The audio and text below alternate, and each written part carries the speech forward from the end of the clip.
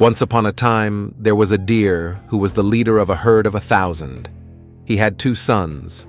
One was very slim and tall, with bright alert eyes and smooth reddish fur. He was called Beauty. The other was gray in color, also slim and tall, and was called Gray. One day, after they were fully grown, their father called Beauty and Gray to him. He said, "I am now very old, so I cannot do all that is necessary to look after this big herd of deer. I want you, my 2 grown-up children, to be the leaders while I retire from looking after them all the time. We will divide the herd, and each of you will lead 500 deer." So it was done. In India, when the harvest time comes, the deer are always in danger. The rice is at its tallest, and the deer cannot help but go into the paddies and eat it. To avoid the destruction of their crops, the human beings dig pits, set sharp stakes in the ground, and build stone traps, all to capture and kill the deer. Knowing this was the season, the wise old deer called the 2 new leaders to him. He advised them to take the herds up into the mountain forest, far from the dangerous farmlands. This was how he had always saved the deer from being wounded or killed. Then he would bring them back to the lowlands after the harvest was over.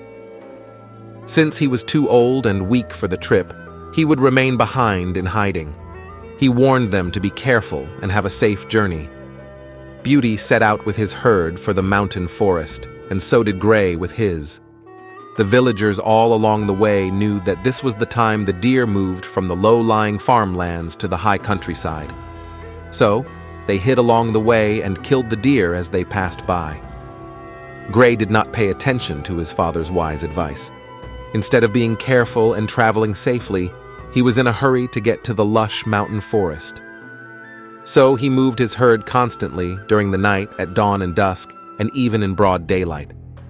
This made it easy for the people to shoot the deer in Gray's herd with bows and arrows. Many were killed, and many were wounded, only to die in pain later on. Gray reached the forest with only a few deer remaining alive. The tall, sleek, red-furred Beauty was wise enough to understand the danger to his moving herd, so he was very careful. He knew it was safer to stay away from the villages and from all humans. He knew it was not safe in the daytime, or even at dawn or dusk. So he led his herd wide around the villages and moved only in the middle of the night. Beauty's herd arrived in the mountain forest safe and sound, with no one killed or injured. The 2 herds found each other and remained in the mountains until well after the harvest season was over.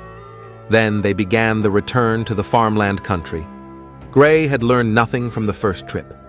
As it was getting cold in the mountains, he was in a hurry to get to the warmer lowlands. So he was just as careless as before.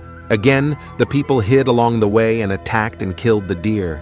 All Gray's herd were killed, later to be eaten or sold by the villagers. Gray himself was the only one who survived the journey. Beauty led his herd in the same careful way as before. He brought back all 500 deer completely safe. While the deer were still in the distance, the old chief said to his doe, "Look at the deer coming back to us. Beauty has all his followers with him. Gray comes limping back alone, without his whole herd of 500. Those who follow a wise leader with good qualities will always be safe.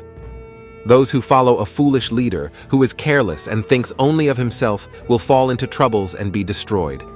After some time, the old deer died and was reborn as he deserved. Beauty became chief of the herd and lived a long life, loved and admired by all. If you found inspiration in today's story, remember to hit that like button and subscribe for more tales of wisdom from the realms of Zen. Until next time.